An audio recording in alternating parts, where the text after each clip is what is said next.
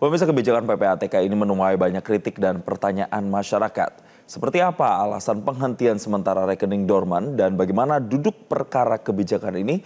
Kita akan bahasnya bersama dengan Kepala Biro Humas PPATK, Natsir Kongah, dan Sekretaris Eksekutif YLKI, Rio Priambodo. Selamat pagi, Pak Natsir. Selamat pagi, Mas Rio. Selamat pagi. Ya, selamat pagi Mas. Ya, Baik, bahagia mungkin selalu saya kita pertama semua mau ini. ke Pak Natsir terlebih dahulu. Pak Natsir, kemarin Kepala PPATK Ivan Yustiavandana sudah bertemu dengan Presiden Prabowo Subianto, tapi memang tidak ada statement resmi yang disampaikan kepada rekan-rekan media. Jadi apa hasil pertemuannya kemarin, Pak? Ya, pertemuan kemarin itu membahas hal-hal lain yang di luar dari penghentian sementara rekening dorman. Tapi yang ingin saya jelaskan bahwa penghentian sementara transaksi para nasabah, para saudara kita itu adalah bentuk hadirnya negara ya, yang diwakili oleh PPATK untuk melindungi kepentingan masyarakat. Bayangkan nih ya, dengan kita hentikan sementara rekening dorman, kalau di bulan April itu lonjakan deposit untuk judi online itu kan sangat tinggi. Nah, begitu rekening-rekening dorman itu kita bekukan, itu nyongsep sampai minus 70%. Yang tadinya transaksinya judi online itu 5 triliun, turun menjadi 1 triliun.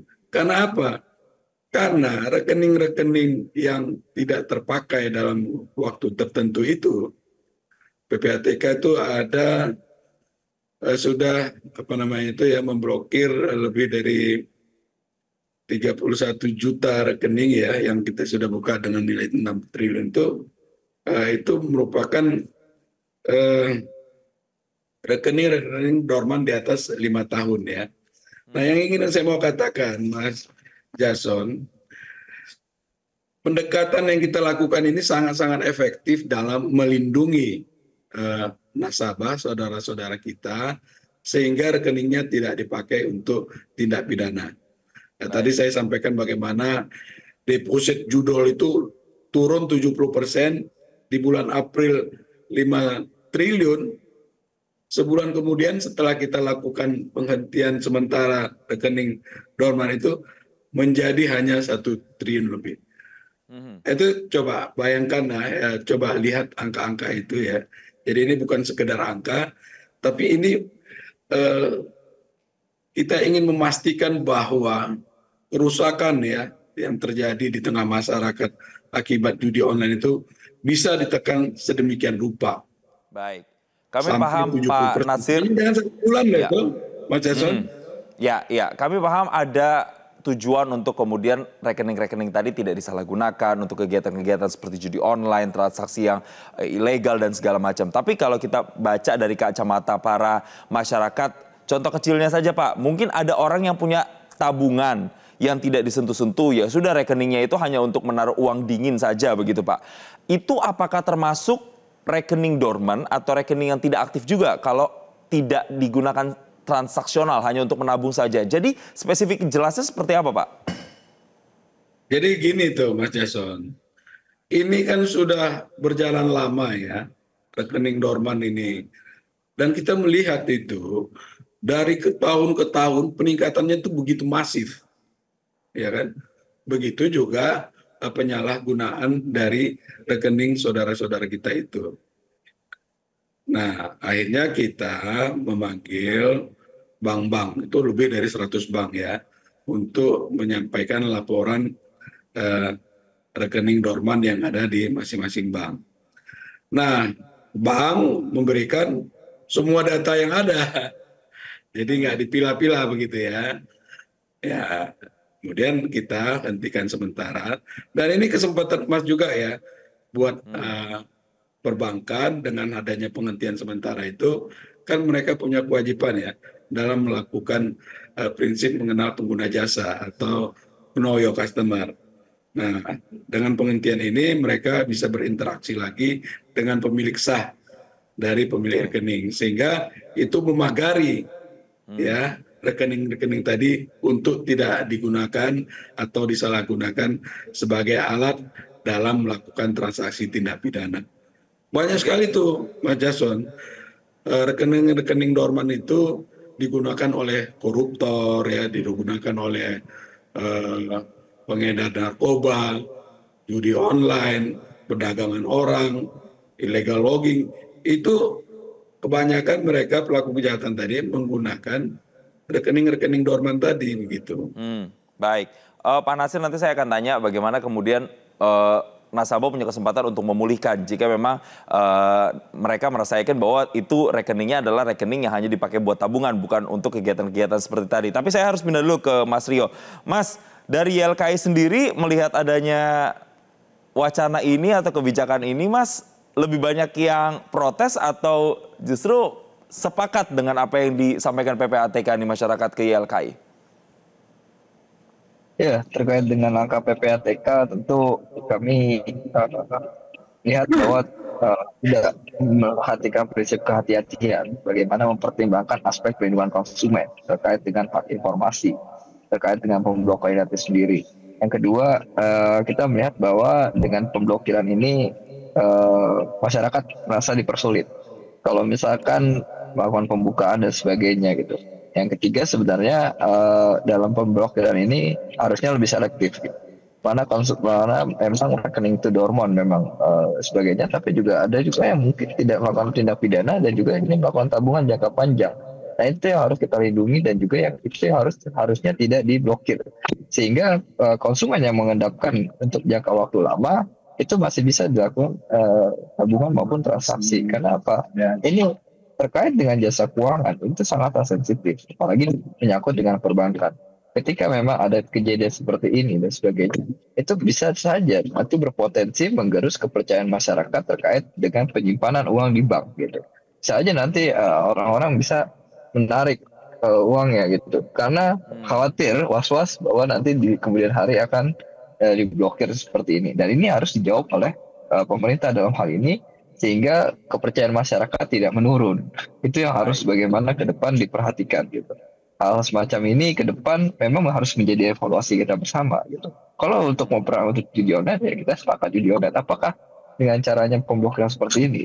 Apakah ada cara lain dan sebagainya? Itu yang harus kita diskusikan sehingga dalam melakukan melangkah ke depan harus kepastiannya harus clear dan juga ini masyarakat eh, tidak was-was gitu. Apalagi sekarang banyak juga yang di masyarakat, di YLKI dan juga di media sosial, oh ini kan tabungan sudah lama gitu. Tabungan sudah lama dan untuk jangka waktu tertentu. Tiba-tiba mereka ingin menggunakan, dia nggak bisa memblokir. Ketika membuka blokir, ini kesulitan, harus lapor ini, harus syarat ini. Loh, mereka kan nasabah gitu, harusnya mereka dipermudah dalam hal membuka blokiran dan sebagainya. Kalau misalkan itu bukanlah tindak pidana. Nah, hal semacam ini harus difasilitasi oleh negara. Negara juga harus hadir membuka posko atau krisis center terkait dengan kalau memang kejadian ini rekening itu bukan digunakan sebagai pidana. Nah, harusnya negara hadir bagaimana? Negara yang harus memulihkan, bukan konsumen sendiri yang harus memulihkan itu sendiri. Ya, nanti itu Mas Rio yang mau saya tanyakan ke Pak Natsir. Berarti biar masyarakat yang punya rekening, misalnya tabungan begitu yang tidak digunakan, nah biar tidak was-was uangnya akan kemana, bagaimana langkah yang harus diambil pemerintah? Tapi Pak Natsir jangan dijawab dulu, kita lanjutkan usai jeda berikut ini. Pemirsa tetaplah bersama kami di Selamat Pagi Indonesia. Kembali kami lanjutkan perbincangan bersama dengan kedua narasumber kami, Pak Natsir dan Mas Rio masih tergabung bersama kami? Baik, masih tergabung ya Pak. Saya mau melanjutkan lagi nih Pak, pertanyaan tadi.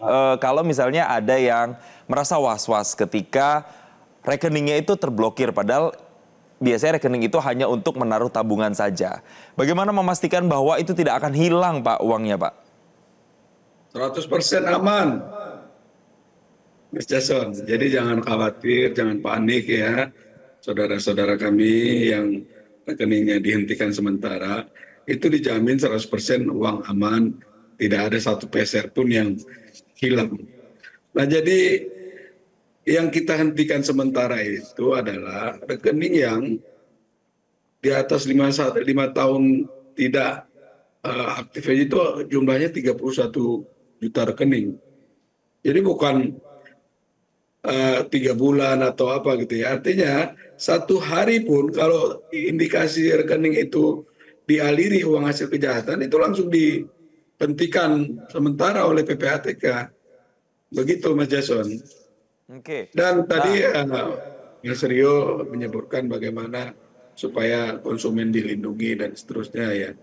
Memang kita akui ya bahwa ada eksis-eksis ya yang terjadi. Tapi itu eh, artinya dengan fungsi ataupun manfaat yang jauh lebih besar yang saya sampaikan tadi itu tentu artinya kami juga dengan rendah hati ya meminta eh,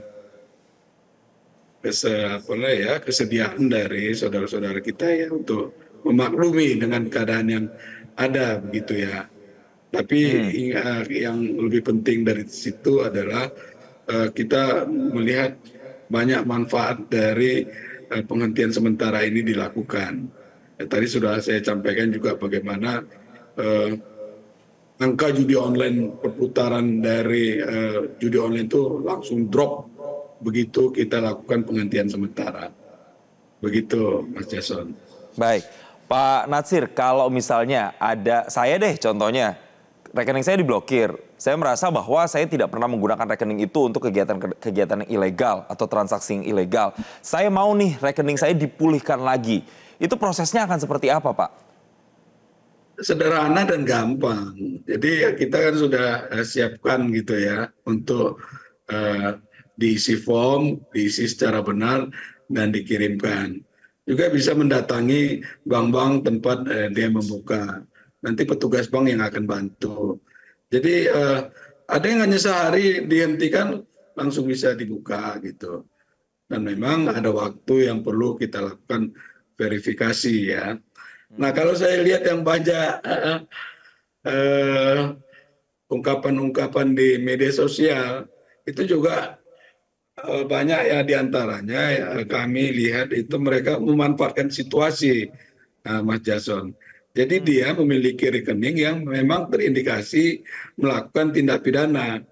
Dengan kesempatan yang ada ini, ribut-ribut soal penghentian sementara, dia memanfaatkan untuk rekeningnya juga bisa dibuka. Nah, seperti itu. oke, Tapi yang jadi pasti prosesnya itulah tidak lama ya, ya. melindungi eh, rekening dari saudara-saudara kita itu agar tidak digunakan sebagai alat kejahatan. Coba Baik, tuh Mas Rio sekali-sekali itu datang ke kampung-kampung ya. Lihat ya, bagaimana kesulitan petani kita, nelayan kita yang rekeningnya digunakan untuk tindak pidana.